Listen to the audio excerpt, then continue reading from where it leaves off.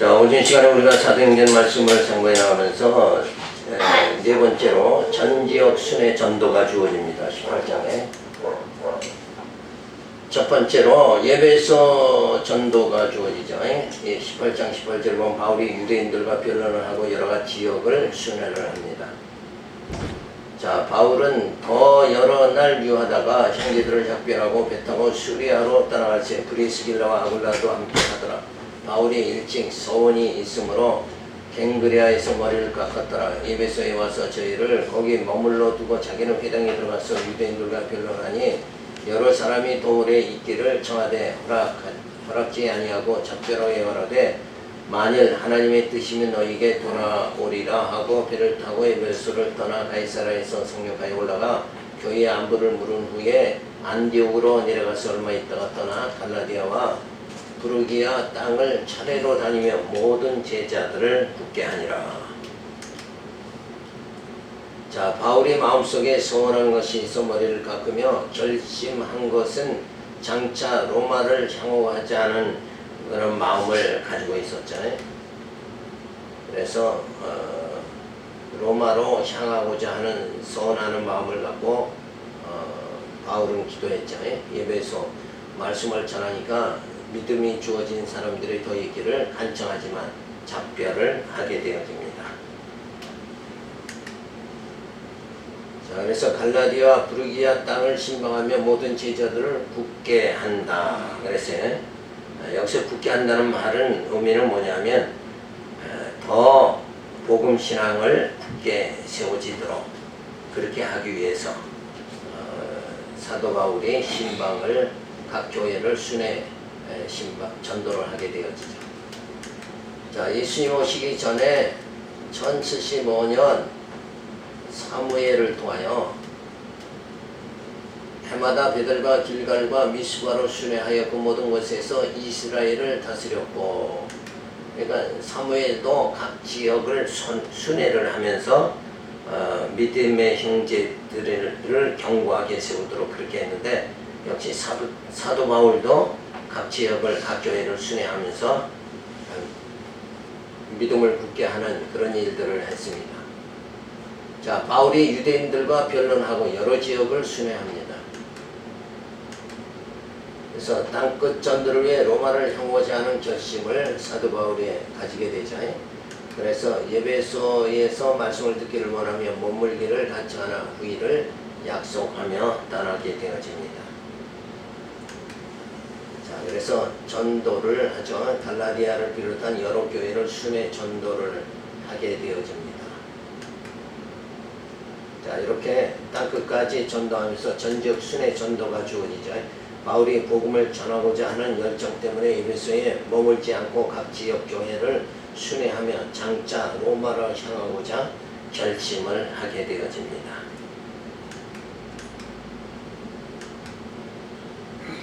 자, 사도 바울이 환상을 아시아 반도에서 보고 마게도니아 반도로 넘어가죠. 드로아에서 네아폴리로 갔다가 빌립보에 가고, 그 다음에 데살로니가를 가고, 그 다음에 베레아로 가서 아덴에 가게 되어지죠. 자, 이렇게 순회하면서 계속 복음신앙으로 성도들이 살아가도록 그렇게 굳게 하는 일을 하게 되어집니다. 자, 그러면서 고린도에 갔다가 에베소로 오게 되죠.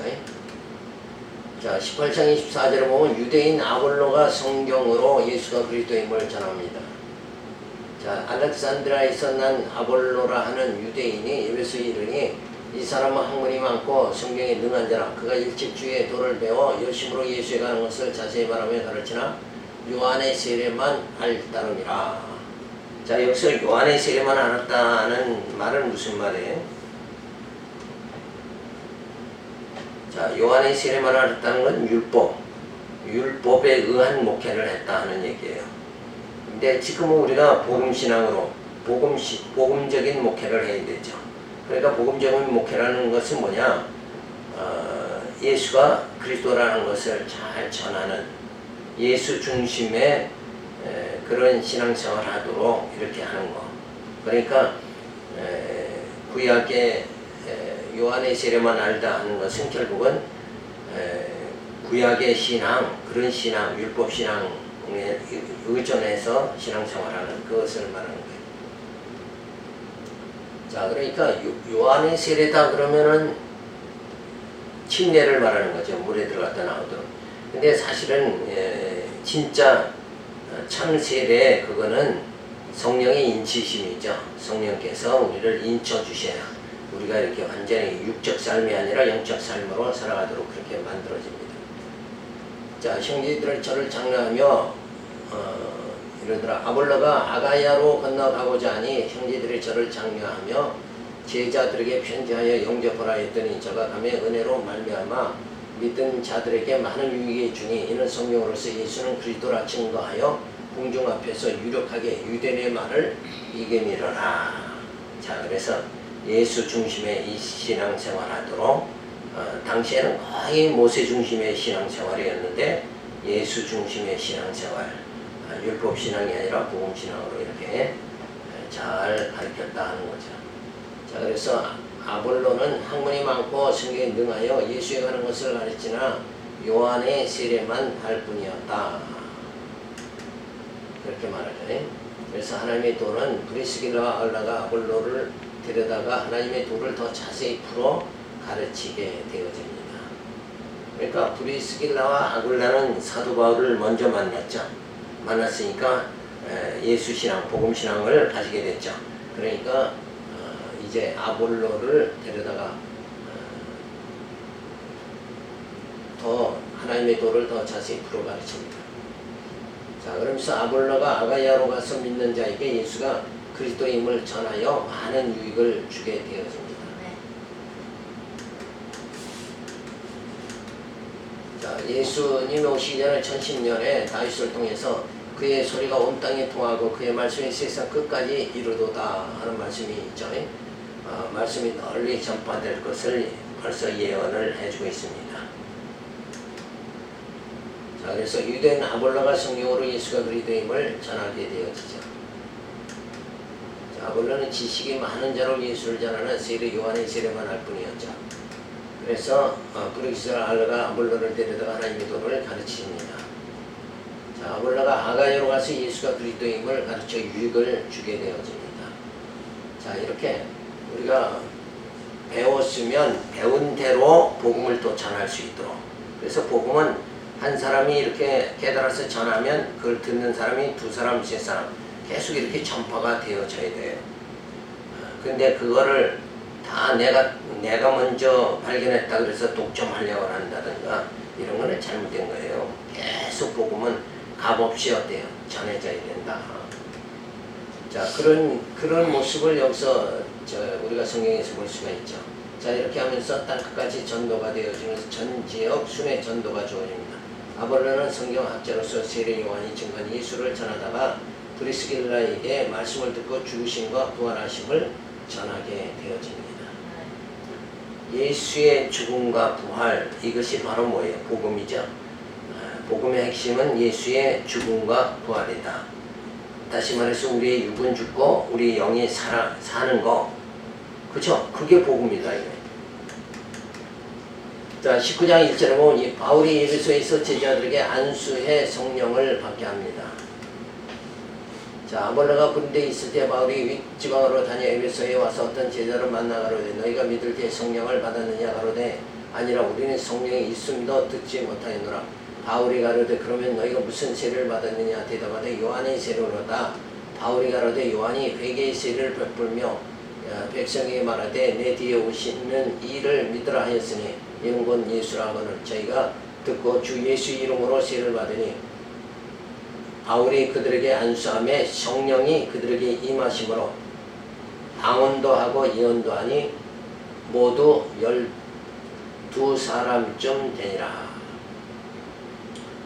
자, 그러니까 세례를 받는다. 요한의 세례는 그냥 받음으로 어때요? 하나님의 백성이다 이런 표시로 끝나는 거지만 이제 진짜 예수님의 그 세례, 바울의 이 세례를 받음으로 인해서 어떻게 돼?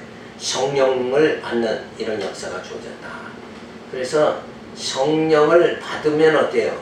완전히 육적 사람이 영적 사람으로 변화가 되어지는 거죠. 이런 세례가 진짜 우리가 세상에 속한 자가 아니라 예수에게 속한 자로 이렇게 완전히 바뀌어지는 이 성령 세례, 이것만이 참 진짜 세례다 하는 걸 우리가 알 수가 있습니다. 자, 그래서 바울이 에베소 성도들에게 성령을 받았느냐 하니 요한의 세례만 받았다고 그렇게 말합니다. 자, 바울이 예수의 이름으로 세례를 주고 안수함에 성령이 임하심으로 방언도 하고 예언도 하게 되어집니다. 자, 그러니까 세례다. 진짜 세례 받는 건 성령의 인치심을 성령이 함께 해야 되는 거죠. 근데 세례 받았다 하면서도 성령이 함께 하지 않는 생활을 한다는 거는 그거는 아직도 뭐예요? 초보적인 단계에 머물러 있는 거다. 그런 겁니다. 자, 그래서 신약 성경을 기록하게 하시는 계시 시대에만 성령이 임했다는 증거로 방언도 하고 예언도 하게 되어집니다. 그러니까 성령의 역사는 근본 목적이 성령의 역사는 성령이 오신 이유는 예수 증거 아니에요. 그러니까 예수에 대해서 성경이 전부 기록됐으니까 그 성경을 성령께서 깨닫게 함으로 예수를 믿게 하는 거. 이게 그것이 가장 중요한 거죠. 근데 율법신앙이라는 건 계명을 자꾸 지킴으로 성도의 생활을 거룩하게 한다 그런 의미죠. 그런데 그건 인위적으로 할 수가, 인간의 힘으로 할 수가 없는 거고 성령이 오셔서 말씀을 깨닫게 할 때 우리 심령이 변화가 되어집니다. 그렇게 해서 우리를 성령이 함께해서 우리를 하나님의 사람으로 하나님의 자녀로 만들어가는 거죠. 자, 예수 오시기에는 830년 요엘 선지자를 통해서 내 영을 만민에게 부어주리니 너희 자녀들이 장래일을 말할 것이며 너희 늙은이는 꿈을 꾸며. 자, 성령을 보내주실 것을 미리 예언했는데 그대로 이루어졌다. 그런데 이게 오늘날 조금 이렇게 잘못되는 경향도 많죠. 뭐 성령 받았다 하면서도 결국은 자기중심으로 막 이렇게 움직이는 거. 마음에 무슨 생각이 번뜩 나면 그게 성령의 역사다 이렇게 막 한단 말이에요. 그러니까 그렇게 무슨 뭐 인위적인 그런 것을 내세우는 그에 되니까 저 사람은 참 영역이 있는 목사다, 권사다, 뭐 이런 식으로 해서 사람들을 많이 유혹하는데 그건 성령이 오심은 어떤 개인의 능력을 드러내는 게 아니라 성령이 오신 이유는 이 복음을, 성경을 깨닫게 하려고 복음을 드러내게 하는 거죠. 그래서 그 복음으로 무장하게 그렇게 결국은 성령의 역사가 로마서부터 쭉 보면 성경을 깨닫게 해서 말씀으로 양육받게 하고 무장하고 투쟁하고 승리하게 하는 그 모든 삶, 그 삶 자체를 누가 이끌어간다는 거예요. 성령이 이끌어간다. 그게 성령이 하시는 일인데 뭘 그렇게 성령이 내게 임하니까 뭐 누가 내일 아침에 온다는 것도 다 보이더라. 뭐 이런 식으로 그냥 개인의 능력 쪽으로 나가버린다 이거예요. 그죠? 내가 뭐 그래서 성령 받아가지고 무슨 뭐 다 보인다, 영안이 열렸다, 뭐 이렇게 하면서 자꾸 개인의 능력을 난 그래서 능력의 종이다 이런 걸 드러내려고 하는 그건 아니에요. 성경을 드러내서 깨닫게 해서 성령이 어때요? 육은 죽고 영이 살게 그렇게 완전히 나를 능력 있는 자로 드러내는 게 아니라 나를 깨닫게 변화시켜서 진짜 회개시켜가지고 하나님의 자녀를 만들어가는 거란 말이에요. 하나님의 자녀 되게 하는 거잖아요. 그쵸? 근데 성령 받았다 하면서 내가 능력의 종이다고 자기를 드러낸다. 이거. 자기 드러나는 건 다 뭐예요 그게? 자기 드러나는 건 인본주의죠. 그건 신본주의가 아니다. 그래서 그런 면에서 성령이 요 와전이 많이 된 거예요. 와전. 그래서 한 교파가 생기고 방언, 성령 이거 주장하면서 교파가 생기고 막 이러잖아요. 근데 실상은 목적이 성령이 오신 목적은 영적 소경들에게 성경을 깨닫게 해서 눈이 뜨여지게 해서 뭐예요? 우리 심령에 심령을 새롭게 하는데 성령의 역사가 있다는 거. 그러니까 성령을 받았다 하면 심령이 어때요?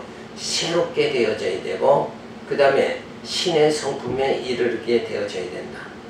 신의 성품에 신의 성품에 이르지 않으면서도 성령을 받았다 이런 것은 그건 완전히 개인 용도로 성령을 자꾸 와전시키는 거다. 이렇게 볼 수밖에 없는 거죠. 그러니까 결국은 이단들이 그 보면 어디로 다 빠지느냐? 성적 문란위로 전부 다 빠지잖아요. 잠시 운동장에서 뭐 엄청나게 대집회를 한 그런 양반들이 지금은 이제 뭐 완전히 성노예가 돼가지고 그냥 빠져버리고 하는데. 그러니까 성은 육신으로 자꾸 그러니까 성령 받았다 하면서 영으로 시작해서 육신으로 마치는 그런 생활이 자꾸 주어진다. 그러니까 이단들은 결국 끝을 보면 아는 거예요. 끝이 분명히 돈과 여자로 빠진다 이거예요. 그러니까 뭐 잠실에서 대집회를 해가지고 뭐 5만 명이 뭐 했다, 몇만 명이 뭐 했다 이러는데 결국은 그때는 실체를 알 수가 없는 거죠. 근데 결국 나중에 이제 수년이 지나고 나면 다 비리가 터져 나오기 시작합니다. 그래서 막 고소당하고 이런 걸 보면 이건 말도 안 되는 거죠. 신령한 그러니까 성령 받았다 하면 벌써 자기부터 어떻게 돼요? 자기부터 신의 성품에 이르러야 되고, 그 다음에 그에게 복음을 듣는 사람이 다 어떻게 돼요? 신의 성품에 이르는 역사가 나타나야 된다. 그렇지 않는 건 그건 잘못된 거죠. 자, 바울이 에베소에서 제자들에게 안수에 성령 받게 합니다. 자, 여기서도 안수라는 것은 결국은 뭐 어떻게 해석을 해야 돼요? 사도 바울의 신앙이 안수한 그 사람에게도 똑같이 복음 신앙이 전달되어진다 이런 의미란 말이에요. 이 안수가. 근데 뭐 안수하면 병 낫는다 이쪽으로 또 빠져버리면은 안수나 뭐나 방언은 목적이 뭐냐면 성령이 임했다는 그 표적이에요. 성령을 임했다는 표적을 보여주신 거예요. 성령은 눈에 안 보이니까. 우리가 하나님도 눈에 안 보이잖아요. 그래서 그런데 그거를 잘못 와전시키고 이러니까 문제가 터지는 거예요. 자, 그래서 여기서도 뭐 바울도 안수했으니까 나도 안수한다 이런 그게 아니에요. 그죠? 이제는 완전히 성령께서 역사하시는 때니까 우리 말씀만 전하면 역사하시는 이는 성령이 역사하신다. 그래서 사람에게 자꾸 매여 종로를 타는 그런 어리석은 생활하지 말아야 되죠. 자, 그래서 세례는 바울이 성도들에게 성령을 받았느냐 하니 요한의 세례만 받았다고 합니다. 성령 받았으니까 또 이런 질문하면 또 이상한 쪽으로 또 나와요. 구원 받았습니까? 이런 거나 성령 받았습니까? 그러면 성령을 또 받고 또 부흥 집회는 마다 또 계속 성령 받고 그런 것이 아니라 성령은 이미 오셨는데 그 성령이 우리 안에 지금 역사하느냐 안 하느냐 그 차이뿐이라. 오신 성령이 내 안에 지금 충만하게 역사하느냐 안 하느냐 그 차이뿐이다 이거예요. 그러니까 오신 성령이 이제 정말 성도들에게 역사하면 또 결과는 어떻게 반응은 어떻게 나타나야 된다 그랬죠? 신의 성품에 이르는 결과가 나타나야 된다. 그러니까 말씀이 예수님도 원래 말씀이신데 육신으로 오셨잖아요. 성육신. 근데 그 성육신 오신 예수님의 그 말씀이 우리 안에 역사하면 우리가 이제 육신을 끝내는 게 아니라 우리가 새 영을 받게 되어지는 거다. 새 사람이 되어지는 거다. 이렇게 이게 변화가 되어지는 이 역사가 주어져야 돼요.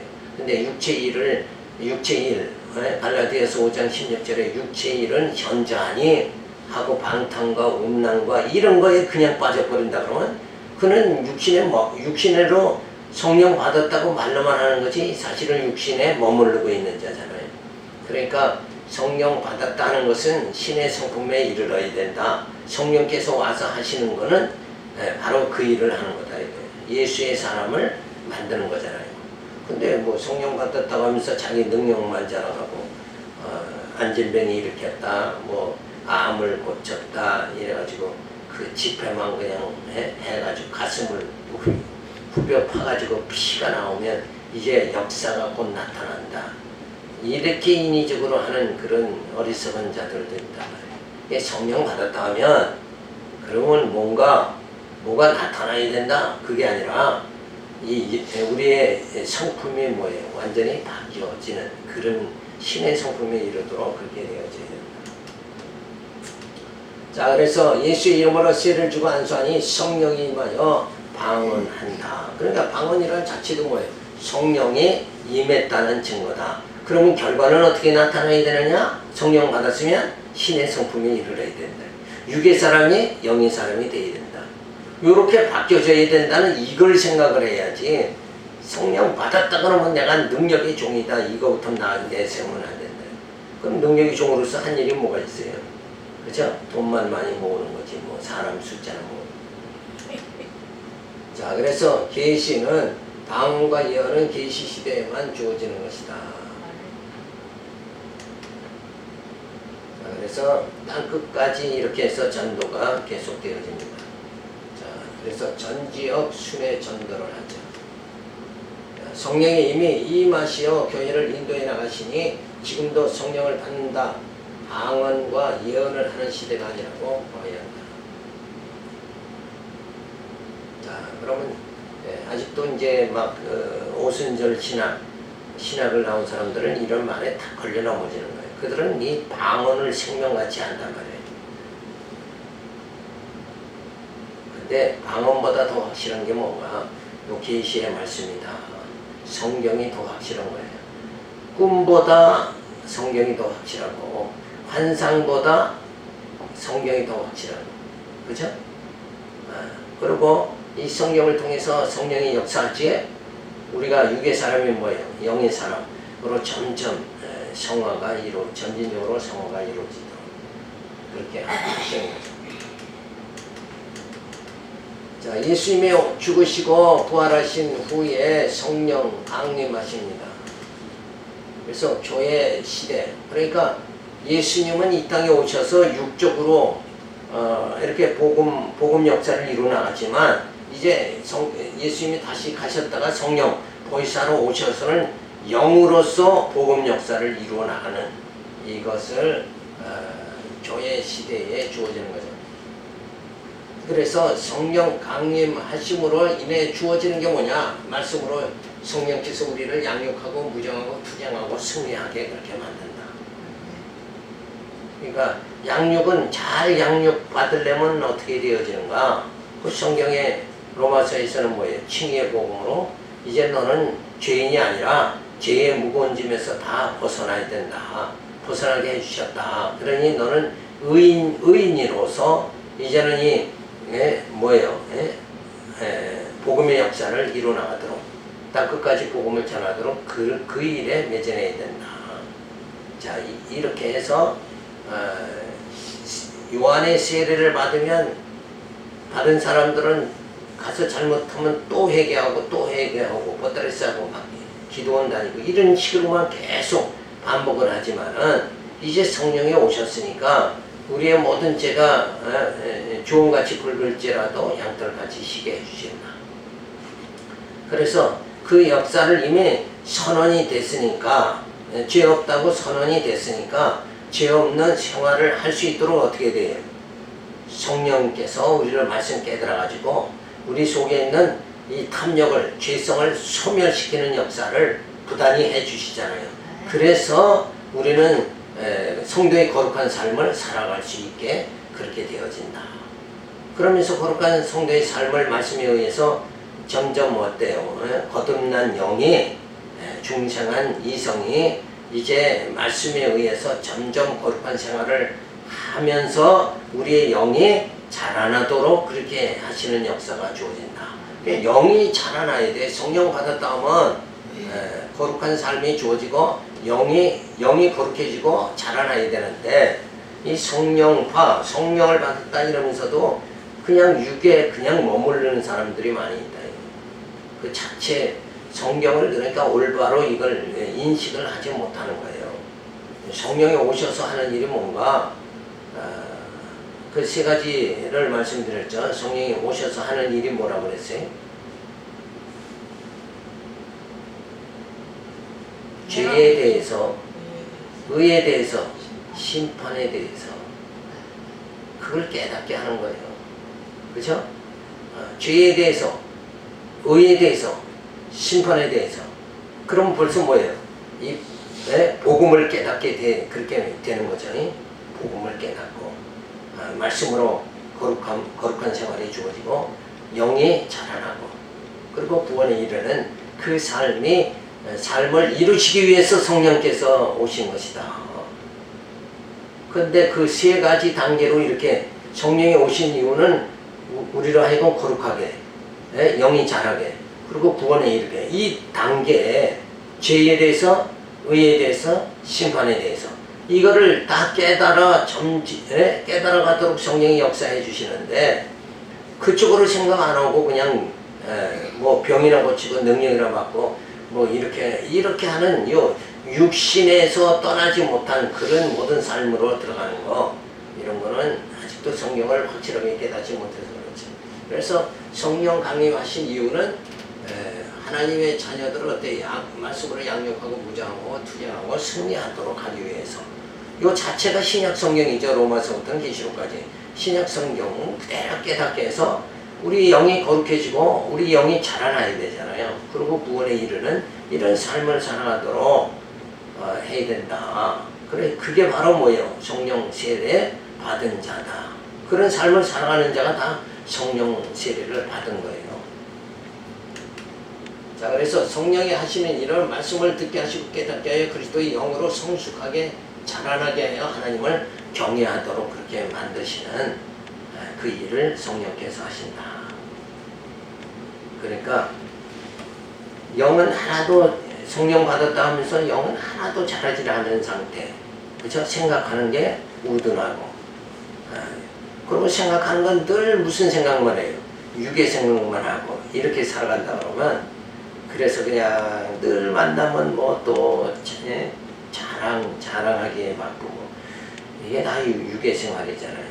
그런 생활하지 말고 점점점 예수를 하나님을 알아가는 예수는 그리스도 하나님이 용하시다는 이 복음을 알아가는 하나님의 작정 섭리를 점점 알아가는 그래서 성경을 이번에 신학교 특강에서도 서론적으로 살펴본 게 왜 성경들을 그렇게 왜곡하느냐 왜곡하는 이유는 이사야 선지자가 말한 대로 여기서 조금 저기서 조금 하다간 성경이 왜곡되고 그 다음에 두 번째로는 하나님의 섭리를 깨닫지 못해요. 하나님의 작정 섭리를 깨닫지 못하니까 그냥 사람들이 성경 보고 자기 상식으로 자꾸 해석을 한다 이거예요.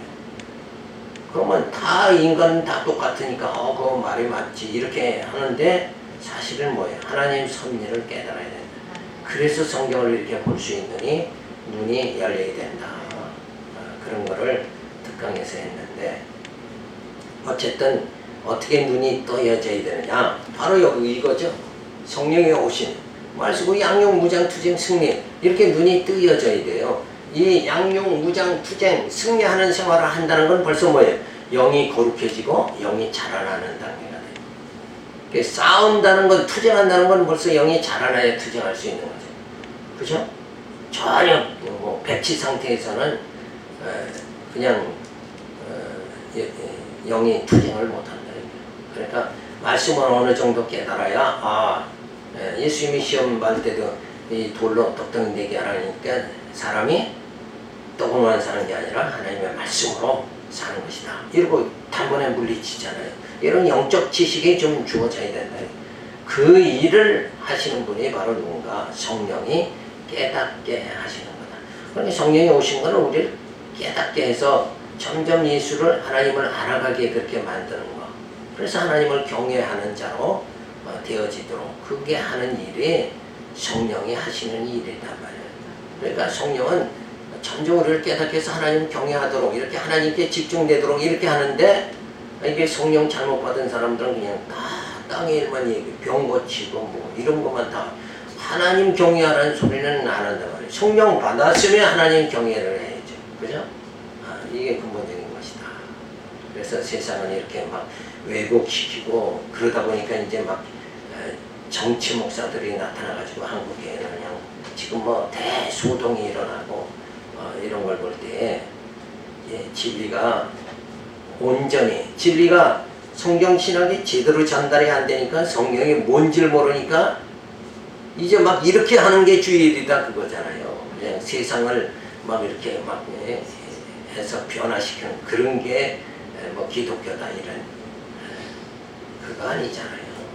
그러니까 세상은 하나님께서 세상 왕들을 세워서 통치하고, 우리 목회자는 뭐예요? 영을 통치하도록 이렇게 영을 양육무장 투쟁 승리하는 이 일을 하는 게 목회자지. 영의 일을 하는 게 목회자지. 뭐 육신의 정치는 왜 그렇게 하려고 지금 대한민국에 막 소란이 주어지고 이러는데, 여기서 우리가 더 이러니까 진짜 복음이 중요하고 성경신학이 이러니까 중요하다. 이렇게 혼란이 계속 주어지면 유럽교회 뭐냐, 온 국민이 기독교고 외면해버려요. 기독교가 뭐냐? 가만히 보니까 아무것도 아니지 않냐, 허황된 거 아니냐, 이쪽으로 나가버린단 말이에요. 근데 사실은 진리가 있는 거죠. 진리는 생명을 구하는 거예요. 이 생명이 분명히 있는데 이게 기독교가 완전히 허당이다 이런 말이 지금 나온다. 이게 안타까운 거죠. 위하여 우리가 기도하겠습니다. 할렐루야, 감사를 드립니다. 오늘도 우리가 말씀 중심으로 살아갈 수 있도록, 그 말씀이 주어질 때 성령의 역사에서 우리를 신의 성품에 이르게 하는, 우리 영이 거룩